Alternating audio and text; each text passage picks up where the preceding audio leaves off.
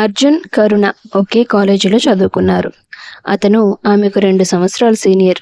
కాలేజీలో జాయిన్ అయినప్పటి నుండి అర్జున్ అంటే ఆమెకు విపరీతమైన ప్యాషన్ ఉండేది. అలాంటి ఒక ఆకర్షణతో మొదలై అతన్ని పిచ్చిగా ప్రేమించే వరకు వచ్చింది. ఆ తర్వాత అర్జున్ చదువు పూర్తయిపోయింది. ఉద్యోగాల వేటలో పడ్డాడు. ఓ రోజు, డాడీ, చిన్న ఫేవర్ చేయాలి. ఏమ్మా, కాలేజీలో ఎవరైనా ఇబ్బంది పెడుతున్నారా? వద్దని చెప్తే వినకుండా కాలేజ్లో జాయిన్ అయ్యావు.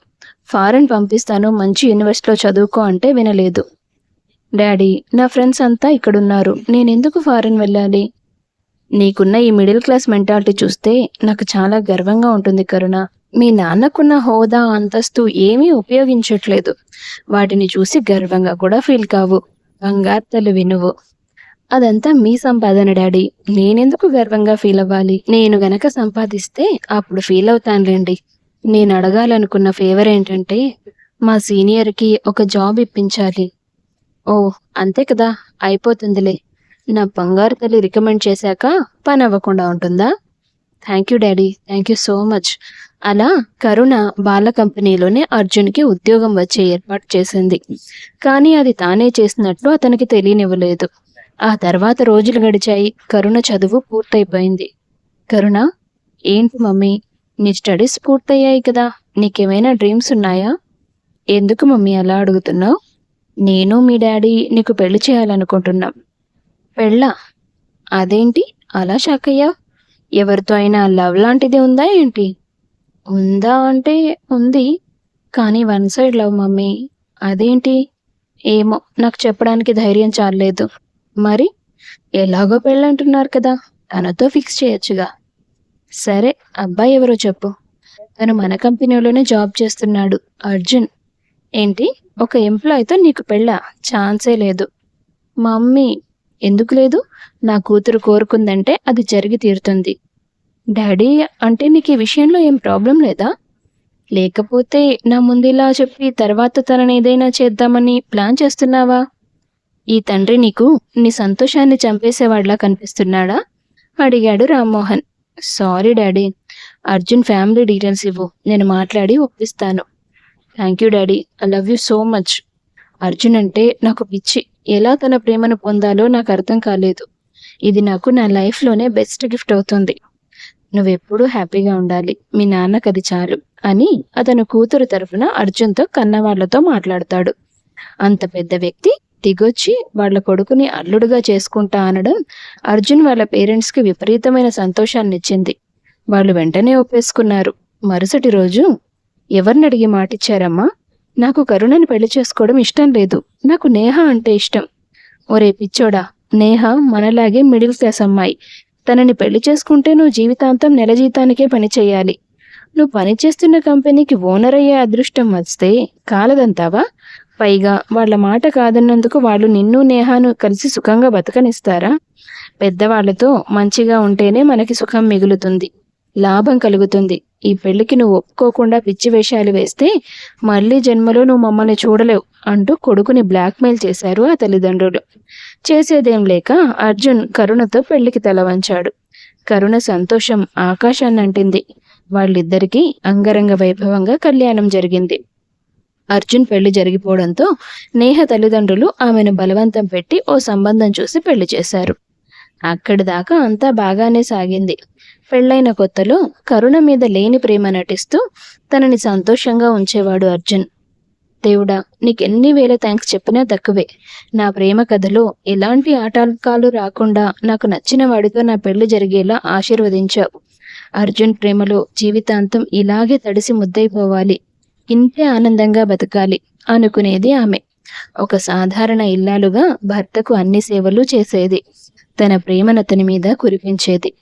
1 సంవత్సరం గడిచిపోయింది. కరుణ సంతోషంగా ఉంది. తనని చూసి ఆమె తండ్రి సంతోషంగా ఉన్నాడు. అర్జున్ కూడా అకస్మాత్తుగా వచ్చిన లగ్జరీని అనుభవిస్తూ విలాసంగా బ్రతుకుతున్నాడు. అన్నీ బాగున్నాయనుకునే సమయంలో అర్జున్ నెమ్మదిగా కరుణకి సమయం కేటాయించడం తగ్గించాడు. మనసులో లేని ప్రేమని జీవితాంతం కురిపించడం అతని వల్ల కాలేదు. మాటల్లో చేతల్లో ప్రేమ తగ్గిపోయింది. పొడి పొడిగా మాట్లాడేవాడు. అయినా సరే కరుణ సర్దుకుంది కొన్నాళ్ళు. భార్య ఎదురు తిరగకపోవడంతో అతను మరీ అలుసుగా తీసుకున్నాడు. అర్ధరాత్రి అయ్యేదాకా ఇంటికి రాకుండా తనకు నచ్చినట్టు గడిపేవాడు. భర్త ప్రవర్తన నానాటికి ఆమెను విసిగించడంతో, ఏమైంది అర్జున్, ఈ మధ్య ఎందుకిలా ఆలస్యంగా వస్తున్నావు? నాతో సరిగా మాట్లాడడం లేదు. నేనేమైనా తప్పు చేశానా? చెప్పు. నాకు నీ ప్రేమ కంటే ఏది ముఖ్యం కాదు. నీకోసం నన్ను నేను ఎంతైనా మార్చుకుంటాను. అలాంటిదేం లేదు కరుణ. ఒక ఎంప్లాయీగా ఉన్నప్పుడు బాగానే అనిపించేది, కానీ ఇప్పుడు బాధ్యతలు ఎక్కువయ్యాయి. దానికి తగ్గ నాలెడ్జ్ సంపాదించడానికి ప్రయత్నం చేస్తున్నాను. నీ మీద ప్రేమ తగ్గిపోలేదులే, నువ్వు బాధపడకు అంటూ తీయటి మాటలు మాట్లాడి ఆమెను నమ్మించాడు. కానీ కొద్ది రోజుల్లోనే అతని ప్రయత్నం వృధా పోయింది. కంపెనీలో పనిచేసే వాళ్లలో కొంతమంది ఓ రోజు కరుణ దగ్గరకు వచ్చారు. అరే, మీరందరూ కలిసి ఇక్కడికి రావడం నాకు సర్ప్రైజింగ్గా ఉంది. ఏంటి, ఏదైనా స్పెషల్ ఈవెంట్ అనుకుంటున్నారా? అలాంటిదేం లేదు మేడం. కానీ మీరిలా ఒక మామూలు ఇల్లాలిగా ఇంటికే పరిమితం అవ్వడం ఆశ్చర్యంగా ఉంది. మీరు కోరుకుంటే మన కంపెనీకి ఎండీగా పనిచేసి దర్జాగా బ్రతకొచ్చు. మరెందుకిలా? నేను చేస్తే ఏంటి, నా భర్త చేస్తే ఏంటి? మేం వేరు కాదు కదా. ఆయన కంపెనీ చూసుకుంటాడు, నేను ఆయన్ని చూసుకుంటాను. అంతే, నాకు ఇంకేం అక్కర్లేదు. అర్జున్ సార్ ప్రేమలో మీరు గుడ్డివారైపోతున్నారు మేడం. అదేంటి స్వాతి గారు అంత మాట అన్నారు? మేమిక్కడికి వచ్చిన విషయం ఏంటంటే, అర్జున్ సార్ మిమ్మల్ని మోసం చేస్తున్నారు. ఆయన మణికొండలో ఒక సొంత ఇల్లు తీసుకున్నారు. అందులో తప్పేముంది? ఆ ఇంట్లో మీరు కాని మరో ఇల్లాలుతో ఉంటున్నారు మేడం. ఆవిడని ఇల్లాలు అని అనకూడదు, కానీ తప్పుగా మాట్లాడడానికి మాకు సంస్కారం అడ్డొస్తోంది. మన కంపెనీలో కొంతమంది ఎంప్లాయీస్ ఆ ఏరియాలో ఉంటారు కదా, వాళ్ళన్నీ గమనించి వచ్చి మాకు చెప్పారు. మీ మంచి మనసు మాకు తెలుసు. మీరు మోసపోతుంటే, మీకు అన్యాయం జరుగుతుంటే మేము చూడలేకపోయాం. అందుకే విషయం మీకు చెప్పాలని వచ్చాం. ఈరోజు కూడా అర్జున్ సార్ ఆఫీస్కి రాలేదు. మాకు తెలిసి అక్కడే ఉంటారు. ఇదిగోండి అడ్రస్. మీకు మా మాటల మీద నమ్మకం లేకపోతే వెళ్ళి అక్కడే కలవండి. ఒక్క మాట, ఒక్కరే వెళ్ళకండి, సెక్యూరిటీని తీసుకెళ్ళండి. ఎంప్లాయీస్ అందరూ కలిసొచ్చి మరీ చెప్పారంటే ఎంతో కొంత నిజం ఉందని కరుణకి అనుమానం వచ్చింది. అయినా సరే భర్త మీదున్న ప్రేమ ఆమె కళ్ళకున్న గంతల్ని విప్పనివ్వలేదు. కల్లారా చూస్తే తప్ప నేను నా భర్త మీద నమ్మకాన్ని కోల్పోను అనుకొని బయలుదేరింది. తీరా అక్కడికి వెళ్ళి చూస్తే నిజంగానే అర్జున్ ఓ అమ్మాయితో అక్కడ కలిసి ఉంటున్నాడని తెలిసింది. కరుణ కోపంగా వెళ్ళి తలుపు తట్టింది. నేహ వచ్చి డోర్ తీసింది. లోపల సోఫా మీద అర్జున్ పడుకొనున్నాడు. కరుణని అక్కడ చూడగానే షాక్ అయ్యి లేచి నిలబడ్డాడు. కరుణ, నువ్వేంటిక్కడ? ఏ, మీ ఏకాంతానికి అడ్డమయ్యానా? ఏం తక్కువ చేశాను అర్జున్ నేను నీకు? నన్ను మోసం చేసి మరొకరితో కలిసి బతకాలనిపించేంతగా ఎందుకు దిగజారాల్సి వచ్చింది? అది కాదు కరుణ, నా మాట విను. నువ్వొక మోసగాడివని తెలిసిన తర్వాత కూడా నీ మాట నేను వింటానని ఎలా అనుకుంటున్నావు? నువ్వు తప్ప మరో లోకమే లేదన్నట్టు బ్రతికిన నన్ను కాదని దీనికోసం నన్ను నిర్లక్ష్యం చేశావు. రోజంతా ఇక్కడే ఉంటూ ఆఫీస్లో ఉన్నానని అబద్ధాలు చెప్పావు. సిగ్గనిపించడం లేదా నీకు? అనిపించడం లేదు. ఏంటి? అవును, నాకు సిగ్గుగా లేదు. నేనేమీ నీ మీద ఇష్టపడి మోజుపడి పెళ్లి చేసుకోలేదు. మీ నాన్న డబ్బుందన్న పొగరుతో మా వాళ్ళ నోర్లు మూయించేశాడు. వాళ్ళు నన్ను బలవంత పెట్టేలా ప్రేరేపించాడు. ఈ పెళ్లి జరిగి తీరాల్సిందే అని అంతా కలిసి నా మెడ మీద కత్తి పెట్టారు. అందుకే చేసుకున్నాను. నీతో కలిసి సంతోషంగా ఉన్నట్టు నటిస్తూనే వచ్చాను. కానీ అంతకు ముందే నేను నేహ ప్రాణంగా ప్రేమించుకున్నాం. విడిపోవలసి వస్తుందని కలలో కూడా అనుకోలేదు. నీ వల్లే విడిపోయాం. నువ్వు కుర్పిస్తున్నావే నా మీద ఈ ప్రేమ, ఆ ప్రేమే మా ఇద్దరి ప్రేమని బలి చేసింది. నేహాకి కూడా బలవంతంగా వేరే పెళ్లి చేశారు. కానీ తనకి నాలాగా నటించడం చేత కాలేదు. 6 నెలలు కూడా ఉండలేకపోయింది. నా దగ్గరికి పరిగెత్తుకుంటూ వచ్చింది. నేను ఎంతో ఇష్టపడ్డ అమ్మాయి తనని నేను వదులుకోలేకపోయాను, తిరిగి పంపలేకపోయాను. అందుకే కలిసే బ్రతుకుతున్నాం, కలిసే బ్రతుకుతాం కూడా. అర్జున్ అంత కఠినంగా మాట్లాడడంతో కరుణకి గుండె ముక్కలైపోయింది. ఇక ఎదురు తిరిగి మాట్లాడలేక ఆ ఇంట్లో నుంచి బయటకు వచ్చేస్తుంది. తన పుట్టింటికి వెళ్తుంది నేరుగా. జరిగిందంతా తల్లిదండ్రులకు చెప్తుంది ఏడుస్తూ. నా కూతుర్ని ఏడిపిస్తాడా? వాడిని నేను బ్రతకనివ్వను. వాడికి ఏ సుఖము దక్కకుండా జైలు గోడల వెనకాల ఉండేలా చేస్తాను అంటూ ఆవేశపడ్డాడు రామ్మోహన్.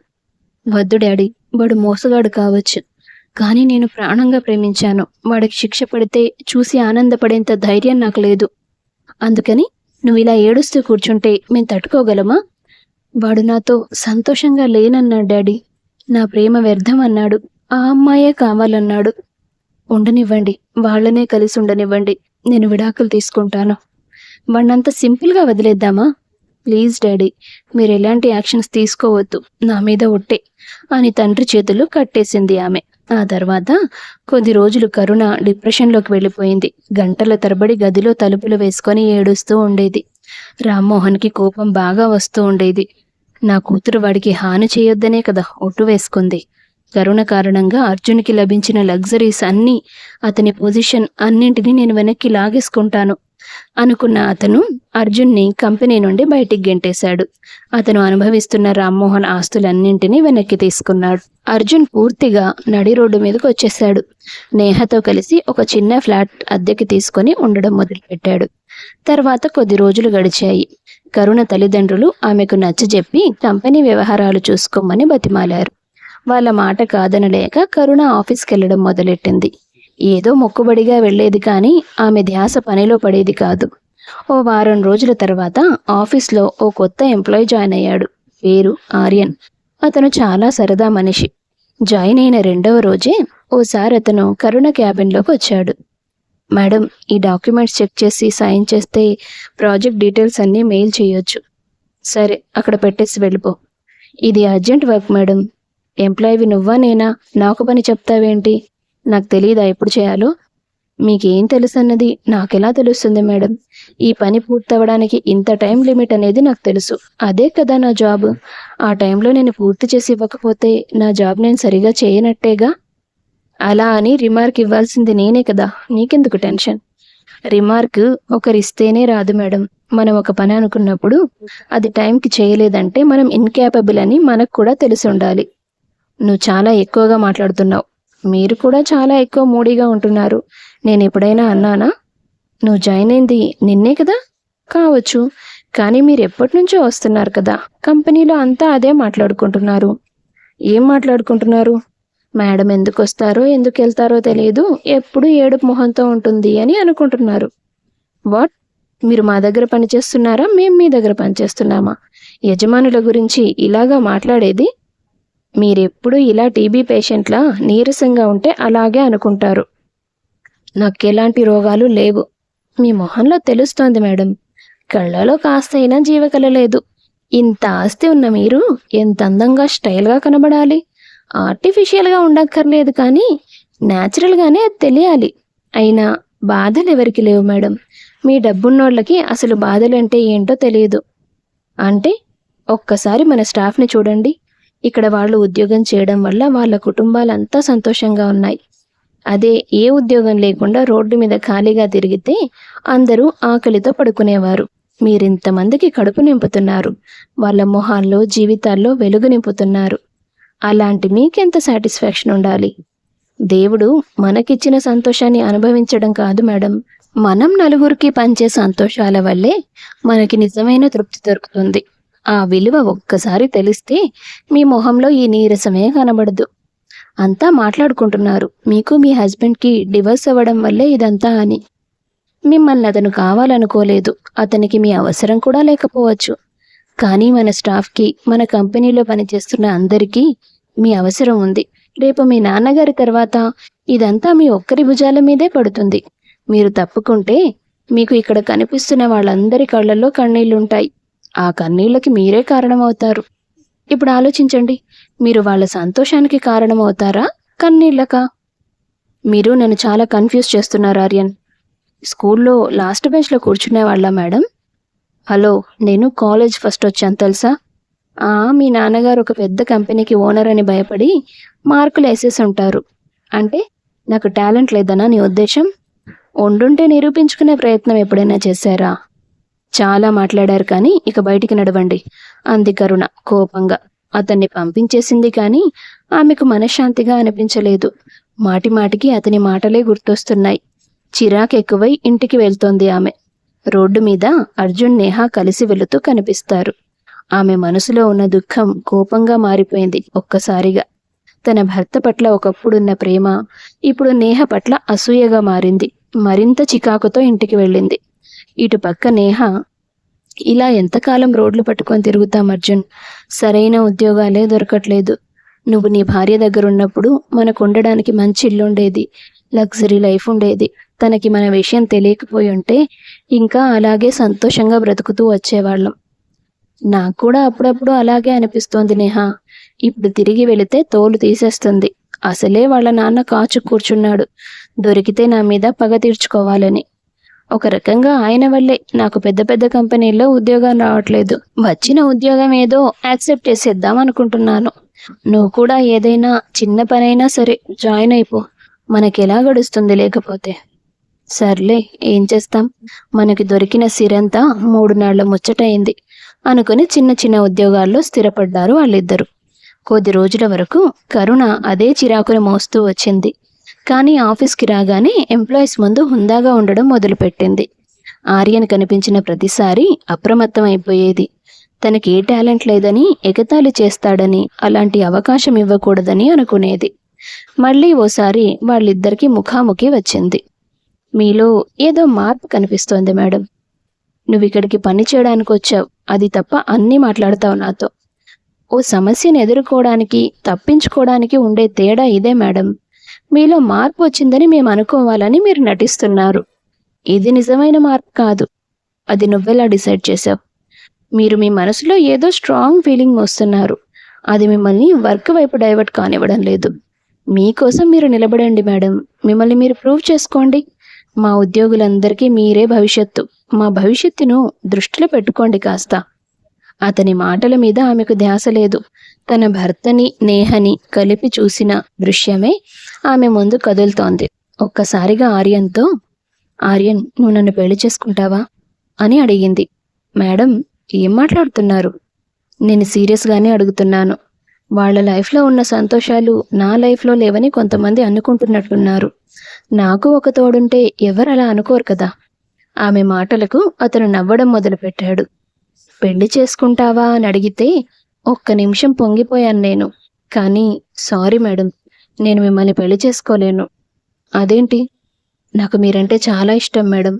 కానీ ఒక ఎంప్లాయీగా నా అర్హత ఏంటో నాకు తెలుసు. దూరం నుంచి ఇష్టపడడం వరకు ఓకే అనుకున్నాను. మీరు పెళ్ళంటే నేను ఇప్పటికిప్పుడు కూడా రెడీగా ఉంటాను. కాకపోతే తన మనసు మీద తనకే కంట్రోల్ లేని మనిషిని నేను జీవిత భాగస్వామిగా ఎంచుకోలేను. మీరు మీ భవిష్యత్తు కోసమో నా మీద ప్రేమతోనో అడిగితే అది సంతోషం. నా మీద ప్రేమ లేకపోయినా పెళ్ళైన తర్వాత ఎప్పుడో ఒకప్పటికి పుడుతుందిలే అని ఆశైనా ఉంటుంది. కాకపోతే మీకు ఇవి కారణాలు కాలేదు. ఎవరి మీదో ఉన్న కోపం, అసూయ మీరు నాకు ప్రపోజ్ చేయడానికి కారణమయ్యాయి. నా భార్య మనసు నిర్మలంగా తెల్ల కాగితంలా ఉండాలి. ఎవ్వరి మీద ద్వేషం, కోపం, అసూయ లాంటిది ఉండకూడదు. తన నుంచి ప్రేమ కంటే ఎక్కువగా ఈ లక్షణాలే కోరుకుంటాను నేను. నన్ను క్షమించండి అని చెప్పి అతను వెళ్ళిపోయాడు. అప్పుడే అక్కడికి రామ్మోహన్ వచ్చాడు. డాడీ, మీరెప్పుడొచ్చారు? నన్ను పెళ్లి చేసుకో అని నువ్వు ఆర్యని అడిగినప్పుడే వచ్చాను. ఏంటి బేబీ ఇది? సారీ డాడీ, నేను అతన్ని అలా అడగుండాల్సింది కాదు. నువ్వు అడిగినందుకు నాకు బాధ లేదు. ఒక ఎంప్లాయీ కూడా నిన్ను రిజెక్ట్ చేశాడంటే నీ మానసిక పరిస్థితి ఎలా ఉందో అర్థం చేసుకో. డాడీ, అవునమ్మా, అర్జున్ మీద యాక్షన్ తీసుకుంటా అన్నాను, వద్దన్నావు. అంటే క్షమించేశావు కదా. ప్రేమ ఉండబట్టి క్షమించుండొచ్చు. నువ్వే మరొకరికి ఇచ్చినప్పుడు వాళ్ళ మీద అసూయ పడితే ఎలాగా? అయినా అర్హత లేని వాడి కోసం మనసులో ఈ కోపం, ద్వేషం ఎందుకు? నువ్వు అర్జున్ మీదున్న ప్రేమను, నేహ మీదున్న అసూయను రెండింటినీ తుడిచిపెట్టు. ఆర్యన్ నీతో పెళ్లికి ఒప్పుకుంటాడు. మీరెందుకు డాడీ ఆర్యన్తో పెళ్లి గురించి అంత ఇంట్రెస్ట్గా ఉన్నారు? అసలు ఆర్యన్ ఎవరో తెలుసా? నా బెస్ట్ ఫ్రెండ్ సోమశేఖర్ కొడుకు. మనకంటే ఎక్కువ బిజినెస్లు, ఆస్తులు ఉన్నాయి వాళ్ళకి. అతను ఒక్కడే కొడుకు. నీ చదువైపోగానే మీ ఇద్దరి పెళ్లి గురించి నన్ను సోమశేఖర్ అడిగాడు. ఆర్యన్కి నువ్వంటే ఎప్పటినుంచో ఇష్టం ఉంది. మీ ఇద్దరికి ముఖాముఖి పరిచయం చేసే అవకాశం మాకెప్పుడూ రాలేదు. కానీ తను నిన్ను ఎప్పుడు ఇష్టపడ్డాడో నాకు తెలియదు. అదంతా నా ఫ్రెండ్ చెప్పినా నా కూతురు తనిష్టపడిన వాడితో సంతోషంగా బ్రతకాలని అర్జున్తో నీ పెళ్లి జరిపించాను. మీరు విడిపోయారని తెలిసిన తర్వాత ఆర్యన్ చాలా బాధపడ్డాడు. నీలో మార్పు తీసుకొస్తానని ఈ కంపెనీలో ఒక మామూలు ఉద్యోగిగా చేరాడు. చూడు, తనకంటే అంత తక్కువ స్థాయిలో బతుకుతున్న వాళ్లతో ఎంత చక్కగా స్నేహితుడిగా మారి కలిసి ఉంటున్నాడు. మనం ప్రేమించిన మనిషి మన పక్కన ఉండడం ముఖ్యం కాదు తల్లి. ఒక మంచి మనసున్న వ్యక్తి మనకు తోడుగా ఉండడం ముఖ్యం. ఆలోచించు, నిన్ను నువ్వు దాటి రాగలిగితే ఆర్యన్తో అద్భుతమైన భవిష్యత్తు నీకోసం ఎదురుచూస్తోంది. ఆ విషయాలన్నీ తెలిసాక కరుణ మనసులో వేల ఆలోచనలు పుట్టాయి. నేనొక డివోర్సీని అని తెలిసి కూడా అంత గొప్ప పొజిషన్లో ఉన్న ఆర్యన్ నన్ను కోరుకుంటున్నాడా? నన్ను మార్చుకోవడానికి ఒక మామూలు ఉద్యోగిగా మారాడా? ప్రేమలో గెలిచినా ఓడిపోయినా వ్యక్తిత్వంలో ఎప్పుడు ఓడిపోకూడదని నేను చూసి నేర్చుకోవాలి ఆర్యన్. నువ్వన్నట్టుగా నా కోసం నేను నిలబడతాను. నా వ్యక్తిత్వాన్ని నిలబెట్టుకొని అప్పుడు నా చెయ్యి నీకు అందిస్తాను అని దృఢంగా నిశ్చయించుకుంది కరుణ. తనకున్న నాలెడ్జ్ని, అనుభవాన్ని పెంచుకునే ప్రయత్నం చేసింది. కంపెనీ ఎదుగుదలకు అడుగడుగునా కష్టపడింది. వ్యాపారాన్ని సక్రమంగా నడిపించడంలో తన తండ్రితో పోటీ పడేంత సామర్థ్యాన్ని తనలో తాను పెంచుకుంది. ఆమెలో వచ్చిన మార్పు చూసి ఉద్యోగులంతా ఆశ్చర్యపోయారు. ఆర్యన్ చాలా సంతోషించాడు. అలా కొంతకాలం గడిచాక, కరుణ మేడం, చాలా నువ్వెవరన్నది డాడీ నాకు చాలా రోజుల క్రితమే చెప్పేశారు. అవునా? ఓకే. నిన్ను చూస్తుంటే నాకు చాలా హ్యాపీగా ఉంది.